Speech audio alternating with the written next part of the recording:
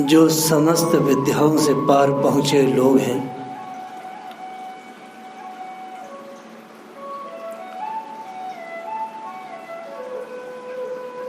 वे इसके लिए लालायित रहते हैं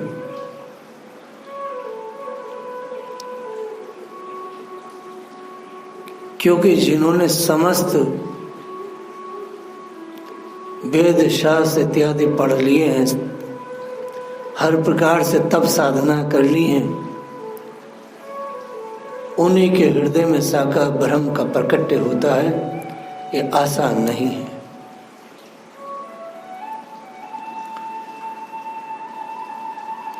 भगवान भाग रहे थे, मैया ने पकड़ा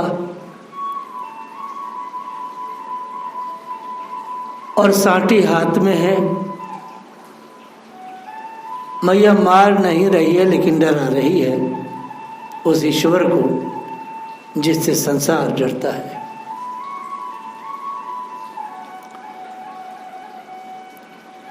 ये हो हल्ला इतनी जोर जोर से हो रहा था क्योंकि मैया बहुत चीखती हुई भाग रही थी।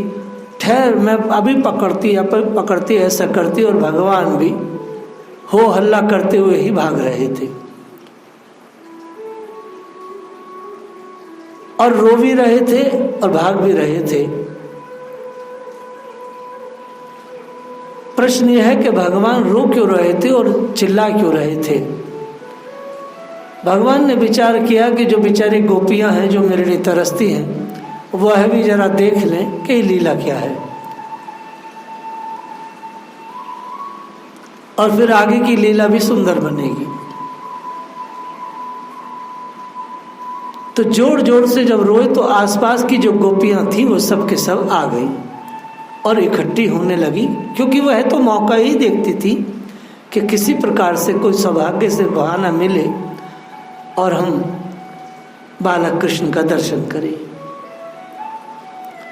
लेकिन गोपियां तो पास में आ गई माँ यशोदा के, लेकिन जो बच्चे थे वो पहले से ही थे और वो बहुत दूर खड़े थे। रसिक लोग कहते हैं कि वो दूर क्यों खड़े थे, क्योंकि मैया आज बहुत ही खींची हुई थी और उसके हाथ में साटी थी, नंद बाबा जी थे नहीं। सो बच्चों ने विचार किया कि हम लोगों को भी एक आध लग जाएगी, तो भैया ये हमारे पीछे खड़े रहो। तो बालक पीछे दूर खड़े थे।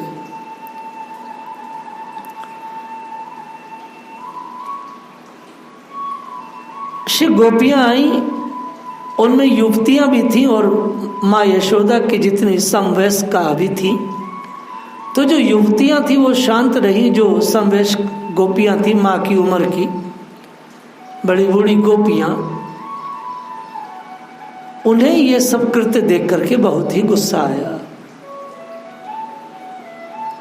श्री कृष्ण बाल माधुरी का ये पद है, हरि के बदन तन धोचाई, तनक धदी कारण जशोदा, इतो कहाँ रिसाई। गोपियां कहती हैं, अरे जशोदा जरा शर्म तो कर। आज नंदराय जी बाहर गए हैं और तूने अहिरनी जैसा स्वरूप धारण कर रखो या समय। अरे ये जरा सा दूध इसने ढरका दिया, मटका फोड़ दिया, तो बच्चे तो ऐसा करते ही हैं, और तू इसको मारने दौड़ रही है, साटी तेरे हाथ में है, तो को जरा सी लज्जा ना आ रही। देख इसके सौंदर्य को तो देख, इस बालक के सौंदर्य को देख, जिस पर तन मन प्राण सारे नौछावर कर दिए जाएं। ये ऐसा बालक है और ये डर रहा है, कपकपा रहा है। देख तो सही तूने इसकी क्या दशा कर दी। मैया ने भी देखा कि बच्चा बहुत डर गया है, कहीं डर के मारे कोई इसको बीमारी न लग जाए। तब मैया ने सोचा कि बच्चे को गोद में लेकर दूध पिलाएं तो बच्चा प्रसन्न हो जाए। पर मैया की बुद्धि में फिर आया, नहीं, इतना डांटा डपटा है, ये सारी की सारी मेहनत सब खराब हो जाएगी यदि मैंने इसे तुरंत ही लाड़ लड़ा दिया तो इसके मन में ये बात बैठ जाएगी, ए मैया तो कछू वैसी खाली पीली रौब दिखावे, ये आके बस की कुछ ना है, और ये और उछल हो जाएगा। तो जो मैंने इतनी मेहनत करके इसको थोड़ा भय दिखाया है, ये सब जाता रहेगा। सो अभी हंसना भी ठीक नहीं है और इसको गोद में लेना भी सही नहीं है। अभी जरा मुझे धीरज रखना चाहिए। सुखदेव जी कहते हैं मैया को तो धीरज था ही नहीं। माँ यशोदा को जरा सा भी धीरज नहीं है, उसका धीरज टूट चुका है। उसका धीरज इसलिए टूट गया है कि भगवान की कलाई जो उसके हाथ में है, परमात्मा श्री कृष्ण उनके हाथ में आ गए। मैया जब उनको रोता देखे तो धीरज टूट जाए, परंतु मैया की बुद्धि कहे नहीं नहीं यशोदा, अभी तुझे कुछ भी इसको लाड़ नहीं देना है। श्री गोपियों से रहा नहीं जा रहा था। मैया की इस कीर्ति पर गोपियां बहुत रुष्ट थी। गोस्वामी तुलसीदास ने भी श्री कृष्ण गीतावली नाम का एक सुंदर ग्रंथ लिखा है। उसके पद उसमें गाया, हरि को ललित बदन निहारू, निपटा ही डांटती निठुर जियो, लकुट करते डारू। गोपियां माता को उल्हाना देना शुरू किया। तब माता के मन में वात्सल्य करुणा तो पैदा हो गई थी। बच्चा रो रहा है, दुख पा रहा है और मैया से देखा नहीं जा रहा था। लेकिन यदि मैंने इसे छोड़ दिया तो ये बड़ा जिद्दी और हठी हो जाएगा।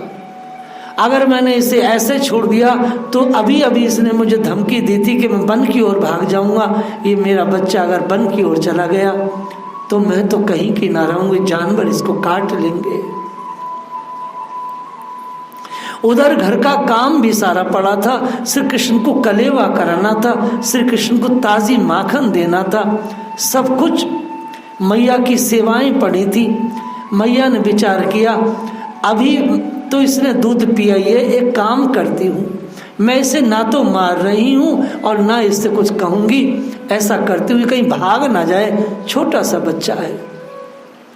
सो इसे मैं घड़ी आधी घड़ी थोड़ा मैं बांध देती हूँ, तो जब बांधूंगी इसका गुस्सा भी शांत हो जाएगा, मेरा भी शांत हो जाएगा। तब मैं इसे खूब दूध पिला करके थपकी दे के इसे दुलार करूंगी और ये तो मेरा बालक है, एकदम मान जाएगा, ये राजी हो जाएगा। गोपी को लुखे दामना बंद प्राकृतम ये था।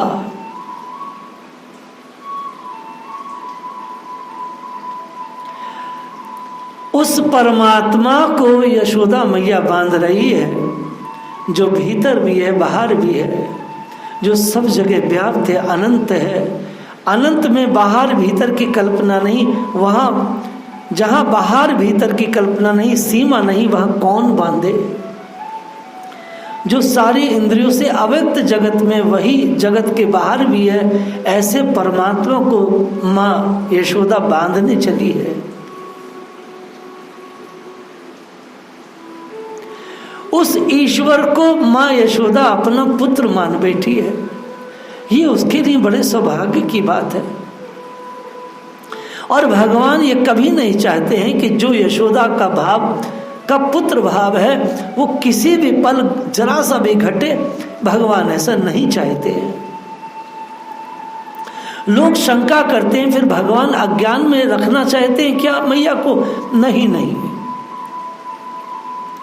इसका तो उत्तर यह है कि भगवान यदि अपने ऐसे प्रेमियों को अज्ञानी रखना चाहें तो फिर उनका ज्ञान किसको होगा?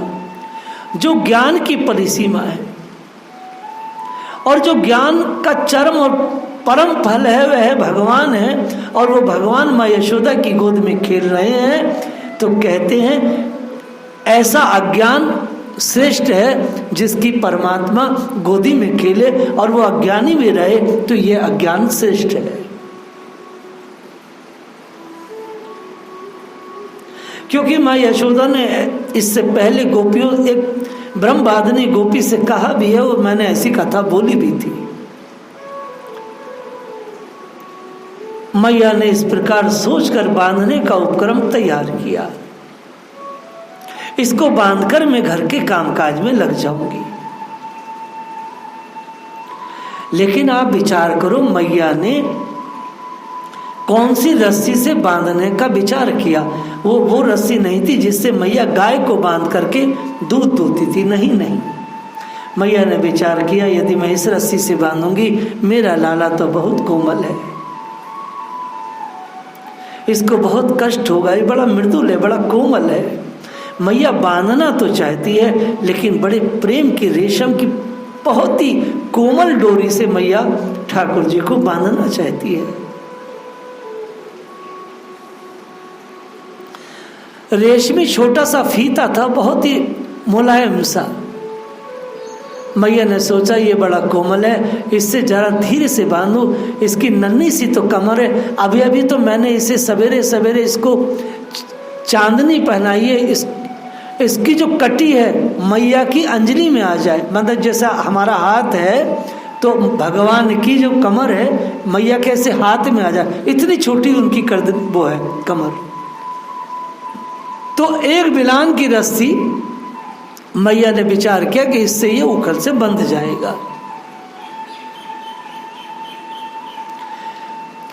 मैया भगवान को बांधने का क्रम कर रही है, परंतु परमात्मा को वो बांध नहीं पा रही है।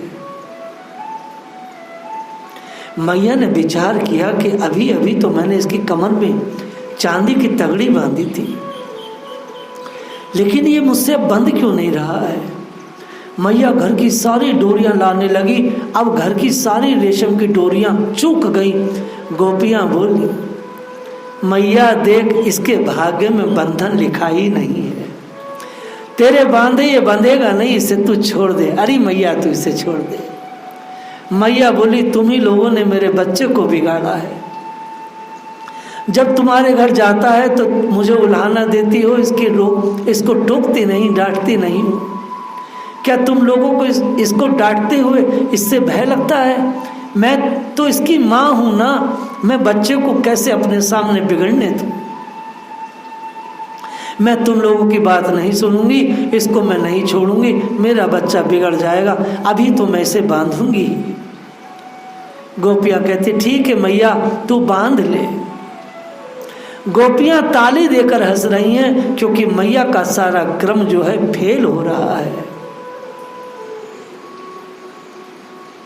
मैया ने गोपियों से कहा, एक काम करो बहनों, तुम अपने अपने घरों से जरा डोरियां ले आओ, मैं इसको बांधूंगी।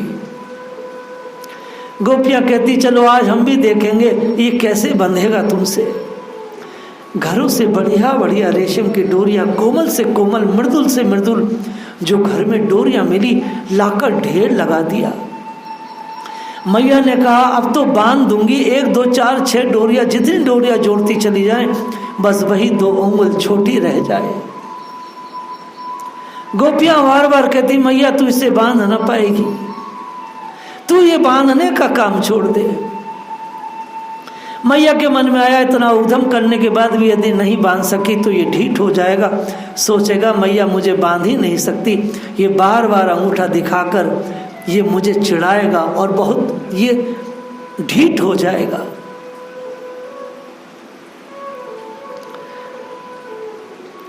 जो बड़े बड़े महात्मा हैं, उन लोगों ने अंदर घुसकर इस लीला को अपना देखा। उन महात्माओं ने कुछ अपने विचार रखे हैं। रस्सी के 2 अंगुल छोटा होने के कारण सबको अपने अपने अनुसार कारण दिखाई दिया। हर महात्मा का एक अपना विचार है। ये रस्सी 2 उंगल छोटी कैसे रह गई? एक महात्मा कहते हैं, बंधन होता है अध्यस्त में। ये वेदांत की बात है, अधिष्ठान में बंधन नहीं होता। श्री कृष्ण का जो उदर है, ये अनंत ब्रह्मांडों का अधिष्ठान है, फिर इनमें बंधन कैसे हो? इसलिए रस्सी से भगवान बंधे नहीं। लेकिन एक विचार बड़ा प्यारा है। भगवान के कृपा प्रसाद पूर्ण दृष्टि से कोई देखे, किसी पर भी भगवान के कृपा प्रसाद की दृष्टि पड़ जाए तो वह बंधन मुक्त होता है। और मैया जो भी रस्सी उठाती उन पर उनकी दृष्टि पड़ती तो रस्सी स्वयं मुक्त हो जाती। फिर इनको कैसे बांधे? समझ गए बात को? भगवान की दृष्टि रस्सी पर पड़े और परमात्मा की दृष्टि जिस पर पड़ती वो मुक्त होता है। समझ रहे हो? तो जब रस्सी पर परमात्मा की दृष्टि पड़ती बाल कृष्ण की तो वो रस्सी मुक्त हो जाती। जो मुक्त हो जाए भैया वो किसी को कैसे बांधे? वो तो बंधन से मुक्त ही करेगा।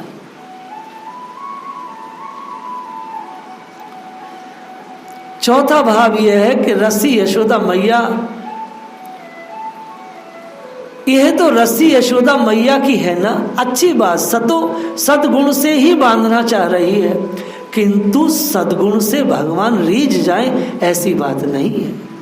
सारे सद्गुणों का उद्गम स्थान तो ठाकुर ही है मेरा। उनके सामने सद्गुण आया तो उन्हीं में समा गया, इसलिए परमात्मा बंधे नहीं। जो हृदय शुद्ध हो जाते हैं, जिनका रज और तम गुण दब जाता है, ये जिसमें कार्य नहीं करते हैं उनको भगवान देखते हैं, उनसे बंधते हैं। रज और तम जो दो गुण हैं ये बाधक है, इनसे भगवान कभी नहीं बनते। दो उंगल कौन? ये दो उंगल हैं रजोगुण और तमोगुण। रज तम के भाव से जो मुक्त होता है तब भगवान को प्रेम से बांध सकता है। इसलिए वे मैया से बंध नहीं पा रहे थे।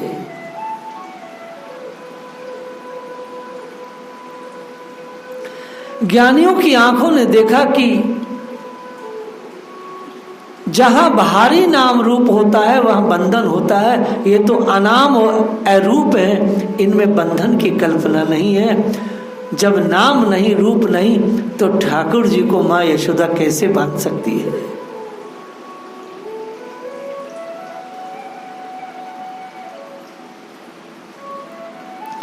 भगवान विचार करते हैं मुझे तो यमला अर्जुन का उद्धार करना है, सो मैया से बंधना ही पड़ेगा। मन में बात तो है ठाकुर जी के, लेकिन ये बात अभी आगे खुलेगी।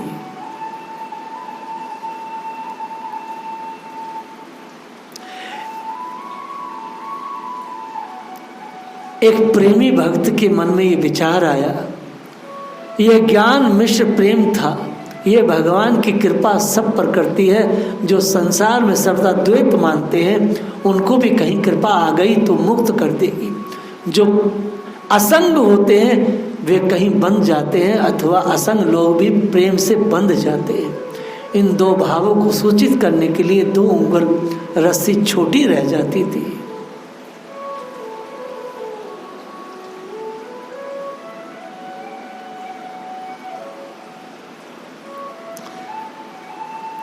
भगवान केवल प्रेम से बंध जाए सो बात नहीं है। प्रेम में दो चीजें और होनी चाहिए। पता है क्या है?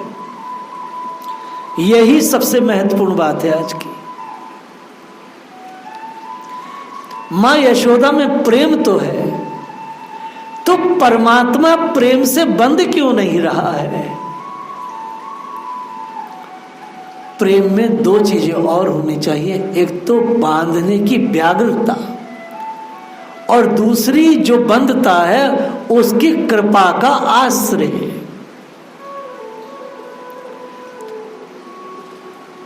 मैया के अंदर अभी व्याकुलता नहीं थी भगवान को बांधने की, और ठाकुर की कृपा का आश्रय भी अभी मैया के पास नहीं था। मैया तो अब तक मैया ही रही ना, मैया के मन में व्याकुलता नहीं। अरे बच्चा है, नहीं बंधता है, मैं अभी बांध दूंगी, कौन देर लगती है इसको बांधने में। मैया का ये रजोगुण था, मैया का ये जो माँपना था, ये ठाकुर की कृपा आश्रय नहीं लेने दे रहा था। मैया के अंदर व्याकुलता भी नहीं थी, क्योंकि मैया सोचती थी ये तो यूं ही बंध जाएगा, गोपियाँ बोली मैया तू बांध रही थी ना, बांध ले, ठीक है तुम लोग जाओ, मेरा बच्चा है, मैं इसे बांध के ही दम लूंगी। मैया के मन में कोई व्यग्रता नहीं थी और अपने साधन पर विश्वास रहा। मैया को अपने बल और अपनी बुद्धि पर विश्वास था कि मैं इसे बांध के रहूंगी। जो लोग साधन पर विश्वास करते हैं वो निष्फल हो जाते हैं भैया।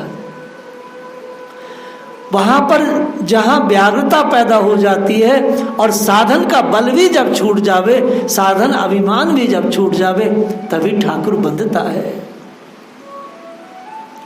जो लोग साधन से हम भगवान को प्राप्त कर लेंगे उन्हें कभी भगवान नहीं मिलते। हम नाम जब से भगवान को प्राप्त कर लेंगे, व्रत से कर लेंगे, अनुष्ठान आदि से भगवान को प्राप्त कर लेंगे, इतनी संख्या जप करके भगवान को प्राप्त कर लेंगे, भैया भगवान इसे नहीं मिलेंगे। जब तक अपने साधन का आश्रय है तब तक भगवान की कृपा का आश्रय नहीं होता। व्याग्रता नहीं होती अपने साधन की, अपने मन में श्रद्धा बनी रहती है कि साधन के द्वारा हम प्राप्त कर लेंगे, और यही साधक की बहुत बड़ी गड़बड़ है। स्पष्ट दामोदर लीला का स्पष्ट भाव है कि मैया की बांधते बांधते क्या दशा हो गई, मैया थक गई, मैया कष्ट में आ गई और सारी गोपियां मैया का मजाक उड़ा रही हैं। मैया का सारा अभिमान उतर गया। मैं बच्चे को बांध ना सकी, मैं क्या करूं, मैं बच्चे को ना बांध सकी। मैया के मुख पर अपनी पराजय की मानो ऐसी छाया आ गई, मैया उदास हो गई। मैया विचार करने लगी अभी बंध जाए तो अच्छा है, मुझ में बांधने की ताकत तो रही नहीं। रस्सियां सारी चुक गई, सारी बांधने की कला मैया ने लगाई, परंतु सारी कला निष्फल गई। मैया का अपना साधन पर अविश्वास हो गया, मैया व्यग्र हो गई, मैया कष्ट में आ गई, मैया रोने लगी। मैया ने आत्मनिवेदन किया। हजारों की गोपियों की भीड़ में मैया आत्मनिवेदन कर रही है। मन ही मन माँ ने कन्हैया से कहा, मेरे लाल तेरी माँ की लाश तेरे हाथ में है, अब तू भले ही बंधे तो बंधे, मगर मैं तुझे न बांध सकूंगी, मेरे पास कोई ताकत ना। अब मैं तो तुझ पे छोड़ती हूं, तू बंधे तो ठीक है।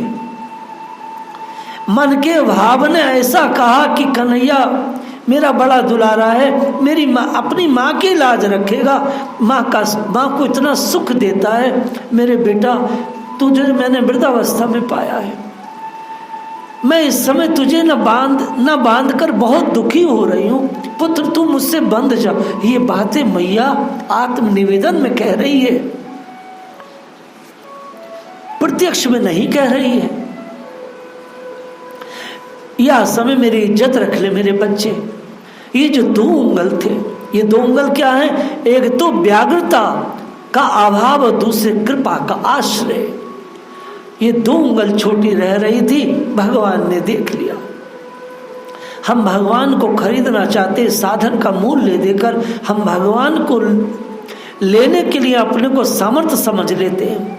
इससे क्या होता है, सिर्फ अभिमान होता है और साधन नष्ट हो जाता है, और साधक उस अध्यात्म पथ से उसका पतन हो जाता है। समस्त साधकों को यही अभिमान रहता है, इसलिए साधुओं का बहुत पतन होता है। आगे का रहस्य लीला हम लोग कल स्मरण करेंगे। जय श्री राधे।